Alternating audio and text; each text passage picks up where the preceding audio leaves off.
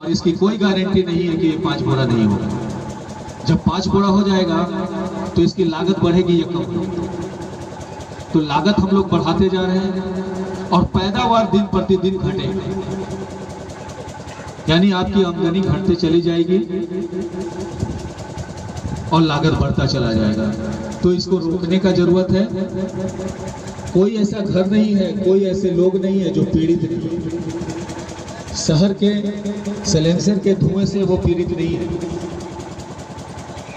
हर घर में जो भी अनाज फल फूल मिल रहा है, सबके माध्यम से रसायन और केमिकल्स का प्रयोग कर रहे हैं हम लोग। प्रतिदिन 40 से 50 ग्राम हम लोग जहर का सेवन कर रहे हैं। 160 साल उम्र से लेकर के आज 60 साल पे सीमित हो चुका है और आने वाला हमारा जो पीढ़ी है वो 40 साल रहेगा कि नहीं रहेगा, इसकी भी गारंटी आप नहीं ले सकते। जब आज हम लोगों के पास इतना समय नहीं है कि अपने आने वाली पीढ़ी को दुरुस्त करें, अपने खेतों को सही करें, तो उनके पास समय रहेगा क्या? समय रहेगा कि अपने आने वाले पीढ़ी को सुरक्षित कर सके? ये अच्छा कदम है। कंपनी कोई भी हो, अगर अच्छी मार्गदर्शन आपको दिखा रही है तो उस पर चले। मेरे कंपनी का भी यही सोचना है। लेके जाएगा कहाँ? एक बात बताइए कि जो भी सब्जी हो, फल फूल हो, जो भी आपको अगर सस्ते में मिले तो क्या 50 किलो खरीद सकते हैं? खरीद सकते हैं?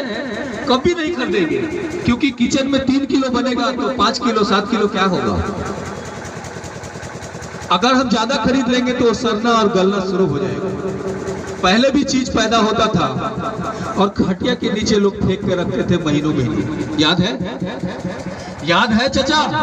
याद है वो दिन कि आपके घर के बगल में राहर की दाल बनती थी तो 4 घर में खुशबू घुसती थी। याद है वो दिन? आपके घर के बगल में भिंडी का भुजिया बनता था, आलू का भुजिया बनता था, 4 घरों में खुशबू होती थी। लेकिन आज ये स्थिति है कि आपके किचन में अगर कुछ भी बनता है तो आपके बेडरूम में खुशबू नहीं जाती। जब खुशबू आपके बेडरूम से में नहीं जा रही है तो पौष्टिकता उसके अंदर होगा क्या? आपको, आपके बच्चे को, आने वाली पीढ़ी को ये घायल कर रहा है। इस पे जोर से आवाज उठाने की जरूरत है, जोर से खेती करने की जरूरत है, शुरुआत करने की जरूरत है। देश को बहुत जरूरत है जैविक खेती करने का, बहुत जरूरत है। किसी प्रोडक्ट से मत कीजिए, अपने गोबर से, ढैंचा से, किसान मित्र केचुआ से करिए। हमारी संस्था आपके साथ है। ये अच्छी चीज की शुरुआत है, आप लोगों के साथ की जरूरत है। हर गांव जा रहे हैं, हर पंचायत में जा रहे हैं, लंबी आवाजें उठा रहे हैं। क्या आप लोग हमारा साथ नहीं देंगे? क्या इस देश के लिए आप लोग आवाज नहीं उठाएंगे? बहुत जरूरत है ये जैविक खेती। सोचता है लोग ये क्या करना है जैविक खेती, बहुत कम होता है इसमें अनाज।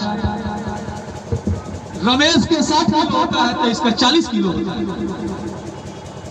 अरे रमेश का हाल तो पूछो कि मार्केट में जब जाता है तो 3 रुपए किलो पर बेचने के लिए आमादा हो जाता है। और वही दिनेश भी खड़ा होता है।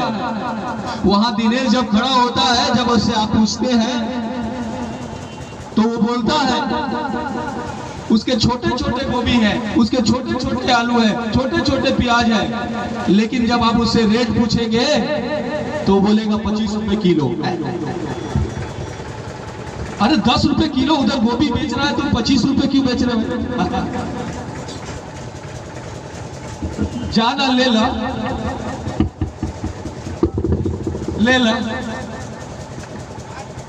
वो विदेशला है और ये देशला है। वो बड़ा बड़ा गोभी है, 10 रुपए किलो बिक रहा है। वो 10 रुपए किलो गोभी बिक रहा है। विदेशला है, देशला है क्या? वो रोगी है, ये निरोगी है। वो रोगी है, ये निरोगी है। बताइए कि आपके मार्केट में होता है कि नहीं? है गलत बोल रहे हैं क्या? तो देशला चीज उसमें लागत क्या लगा, गोबर ढैचा किसान मित्र केचुआ, उसकी आमदनी 25 गुना बढ़ गया और आप बेचने पर मजबूर है, उसका झट से बिका गया। उसके छोटे ही छोटे गोभी है, लेकिन लोग समझ नहीं। यही है हमारे पुराने दिनों की चीज। है बात सही कि नहीं? और लालच की बात करें तो किसानों में लालच इतनी बड़ी है कि किसी की जान जाए उससे कोई परवाह नहीं, और वो घूम फिर के हमारे ऊपर ही आता है। अभी हम एक मिसाल देना चाहते हैं लालच किसानों को। आपने अच्छे तरीके से सुना है कि केमिकल्स और रसायन, यूरिया, पोटास, इन सब चीजों में ज्यादा पैदावार तो जरूर होता है, और एक चीज खास करके होता है, इसका जहर बहुत तेज होता है। इसका जहर बहुत तेज होता है, यानी कि आप जवान पे टच करेंगे और मुंह बंद करने के लायक भी नहीं रहेंगे। सही बोल रहे गलत?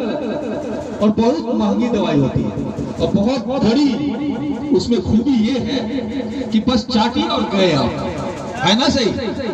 और जिस खेत में आप छींट के आते हैं,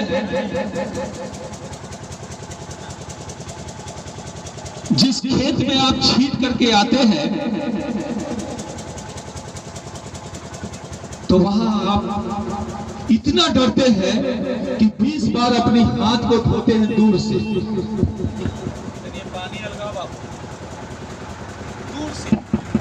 दूर से धोते हैं। क्यों?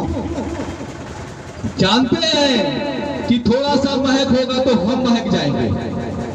आप जानते हैं कि थोड़ा सा महकेगा तो हम महक जाएंगे। अगर हमने खाना खा लिया उसी हाथों से, इतना डर है स्वयं का।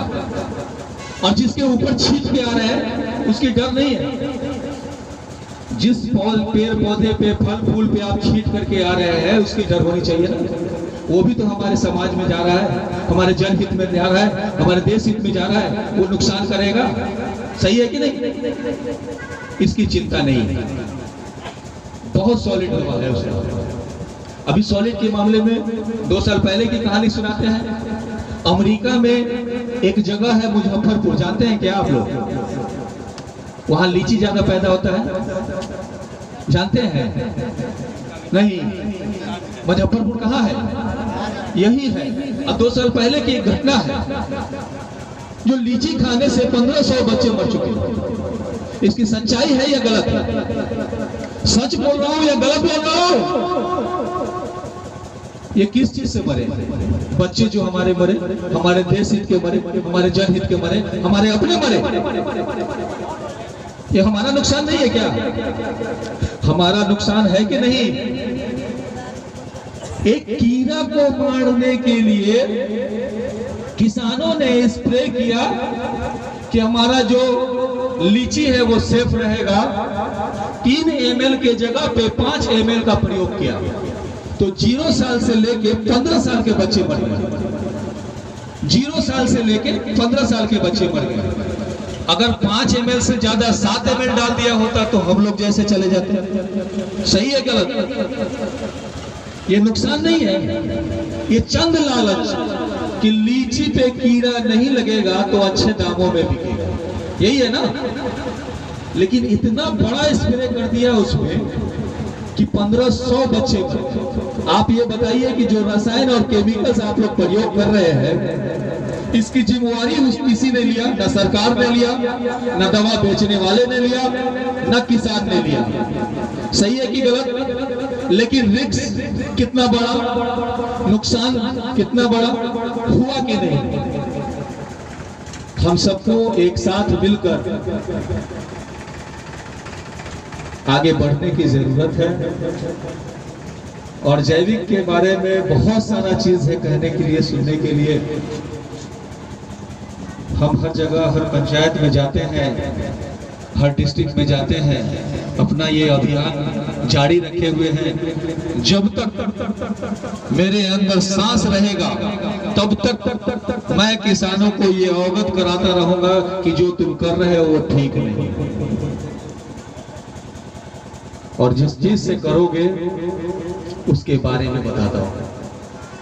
मैं ये नहीं कहता कि केवल आप मेरे प्रोडक्ट को लीजिए, बहुत अच्छा है और इसी से खेती कीजिए, नहीं। आपके घर गोबर है, ढैंचा है, किसान मित्र केचुआ है, इससे खेती करेंगे। 1 लीटर देसी गौमूत्र में इतनी ताकत है कि 100 दवाई फेंकी गई। पता ही नहीं है आपको। देसला गौमूत्र 1 लीटर 20 लीटर में मिला दीजिए पानी में, 4.5 किलो दही या मट्ठा उसके अंदर डाल दीजिए, 4.5 किलो गुड़ उसमें डाल दीजिए, जो मवेशी खाता है या आप खाते हैं, और उसको चला करके 20 दिन डब्बा बंद कर दीजिए, और जहां पटवन होता है पानी का उसमें डाल दीजिए, आपके खेतों तक पहुंच जाएगा। 1 बीघा की खेती आप उससे करेंगे, जो भी पुरानी से पुरानी उसमें बीमारी होगी सब दूर हो जाएगी और आपका उपज भी अच्छा होगा। ये क्या है? ये दिसला है, ये दिसला चीज है, प्राकृतिक चीज है, इसको अपनाइए। अरे हम पूरे खेत में नहीं डालेंगे, थोड़ा सा शुरुआत करने में क्या हर्ज है? हमको अगर बेनिफिट मिलेगा तो दूसरे को भी बताएंगे। इस चीज की आवश्यकता है ना, ये भी आजादी का रूप है ना, इसको बढ़ाना चाहिए ना। इसी को बढ़ाने के लिए हम लोग आए हैं, गांव गांव, पंचायत पंचायत, ब्लॉक ब्लॉक। आज नहीं तो कल हम मनवा के रहेंगे कि जैविक खेती बहुत जरूरी है। आपके घर में भी अगर कोई बीमार पड़ता है, अगर अच्छा से जांच बीन करवाइएगा तो पता चलेगा कि इसको अन्न के द्वारा, रसायन केमिकल्स के द्वारा ये बीमारी पकड़ी है। अच्छी चीजों का पतन कभी नहीं होता। अभी हमारे डिस्ट्रिक्ट कोऑर्डिनेटर ने बताया, जो राम प्रवेश है, हमारे 2 साल पहले ये पंचायत कोऑर्डिनेटर हुआ करते थे इसी सीतामढ़ी के। हम धीरे ही चल रहे हैं, लेकिन मंजिल तक तो जरूर पहुंचेंगे, क्योंकि अच्छी चीज है। ये राइट और लेफ्ट वाला सिस्टम नहीं है कि 5,000 इधर से ले लो, 5,000 इधर से ले लो, करोड़पति बन जाओ।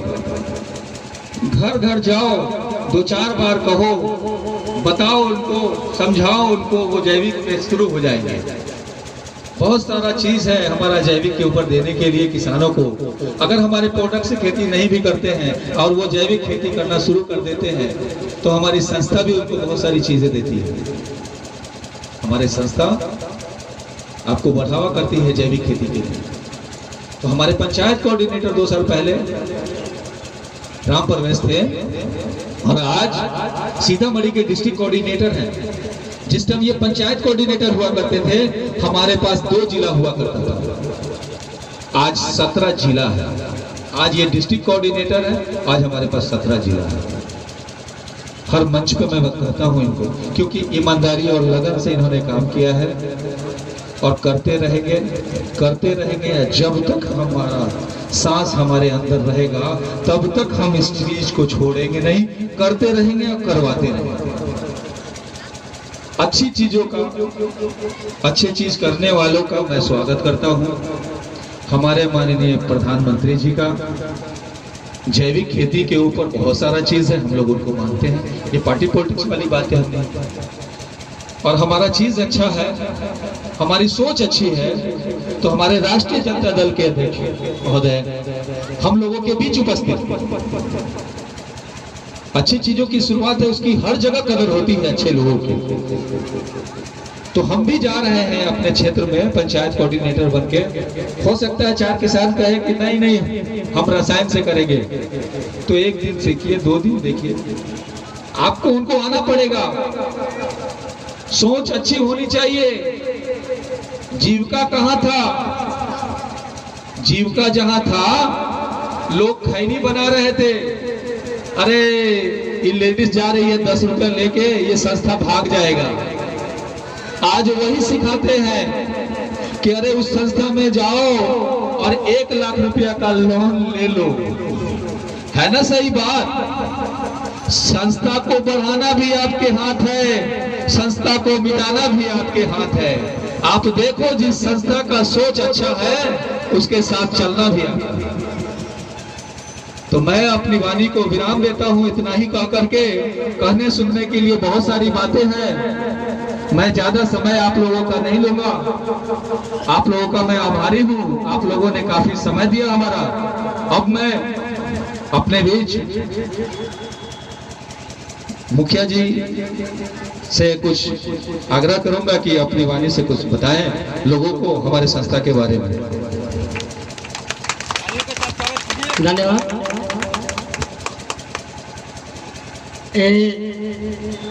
प्रधानमंत्री जैविक खेती के बारे में बताने के लिए हमारे यहाँ टीम आए। उस टीम में जितने भी लोग हैं हमारे समाज में आए, हमारे गांव में आए, हमारे आंगन में आए, उनका मैं हार्दिक अभिनंदन करता हूं। मैं हार्दिक अभिनंदन करता हूं हमारे विधानसभा क्षेत्र के पूर्व विधायक भाई सुनील कुशवाहा जी आए हैं, उनका भी अभिनंदन करता हूं। मैं उन लोगों का भी अभिनंदन करता हूं जो इस कार्यक्रम में हमारे समाज से या समाज के दूसरे गांव से भी लोग आए हैं, उन लोगों का भी मैं अभिनंदन करता हूं। हमारे इस कार्यक्रम को हमारे एमडी साहब बता रहे थे, मैं उसे काफ़ी ध्यानपूर्वक सुन रहा था। बीच में ही मुझे ऊपर बुला लिया गया, ठीक है, कोई बात नहीं है। तो जैविक खेती एक बहुत बड़ा, बहुत ही अच्छा प्रोडक्ट है, हम लोग को इसे सीख लेनी चाहिए। हम लोग एक आपदा ट्रेनिंग में गए थे पटना, वहाँ भी इसकी चर्चा हुई थी, काफ़ी विस्तार से बताया था, लेकिन हम लोग को आपदा से ट्रेनिंग लेना था, इसलिए इस पर हम लोग ध्यान नहीं दिया। जैविक खेती के बारे में कुछ लोग बताया था कि प्रत्येक मनुष्य 20 से 40 ग्राम प्रत्येक दिन विष माने पॉइजन खाते ही हैं। उससे बचने के लिए एक जैविक खेती है जो आपके घर में, आपके आंगन में, आपके द्वारा बनाए हुए कृत्रिम खाद से बनता है और उसका उपयोग करें, बड़ी लाभ मिलेगा और स्वास्थ्य भी काफी अच्छा रहेगा। हम तो इसके बारे में बहुत बड़ा ट्रेनिंग नहीं किए, इसलिए नहीं बता पाएंगे, लेकिन जहाँ तक मुझे जानकारी है कि जैविक खाद, ये जो रासायनिक खाद है, वो रासायनिक खाद के बारे में बता रहे थे, इतना बड़ा बड़ा उपजाऊ होता है, इतना न प्रोडक्ट होता है, ऐसे ऐसे वजनदार होता है, और देसला है छोटा छोटा आता है। लेकिन ये बात समझिए कि जो देसला में जो स्वाद है वो बहुत बड़ा में नहीं है। इसलिए हम आपसे अनुरोध करते हैं कि सब आदमी मिलकर इस सभा से, इसी मंच के द्वारा, इसी कार्यक्रम द्वारा यह संकल्प ले कि हम लोग जैविक खेती करेंगे और जैविक खेती से लाभ उठाएंगे, अपना जीवन बनाएंगे, अपना स्वास्थ्य बचाएंगे। जय हिंद, जय भारत। हेलो, अब मैं जयप्रकाश बाबू जी से आग्रह करता हूं कि कृपया स्टेज पर आइए और दो शब्द इन सबों को जैविक के बारे में समझाइए। आइए जयप्रकाश जी। हेलो, सबसे पहले इस कार्यक्रम दुखरन जी के दरवाजे दुकान का उद्घाटन किया गया है। इस कार्यक्रम में उपस्थित जिला जो कोऑर्डिनेटर है, मैं अलग अलग पंचायत जिला से जो आए हुए हैं उन सबको मैं हार्दिक स्वागत, अभिनंदन, चंदन वंदन करता हूँ। साथियों, और हमारे पूर्व विधायक जी राष्ट्रीय जनता दल के जो है, मैं उनको भी हार्दिक अभिनंदन करता हूँ इस कार्यक्रम में आने के लिए। साथियों, इस कार्यक्रम का मेन उद्देश्य है कि जैविक खेती किसानों को इस शीतल वाटिका किसान सहायता फाउंडेशन द्वारा प्रत्येक डिस्ट्रिक्ट में, बिहार के प्रत्येक डिस्ट्रिक्ट में जाकर के किसानों को समझाना है, क्योंकि जैविक खेती का लाभ लेकर के अपना जीवन, पेट और बाल बच्चों को बनाना है। साथियों, मैं इसी के साथ मैं अपना बात समझता हूँ। अब मैं राष्ट्रीय जनता दल के पूर्व विधायक श्रीमान सुनील कुशवाहा जी से आग्रह करता हूं कि कृपया, माफी चाहता हूं, मैं अब कौशल बाबू से आग्रह करता हूं कि कृपया आप स्टेज पर आवे और जैविक के बारे में हमारे लोगों को समझावे। तालियों के साथ स्वागत कीजिए।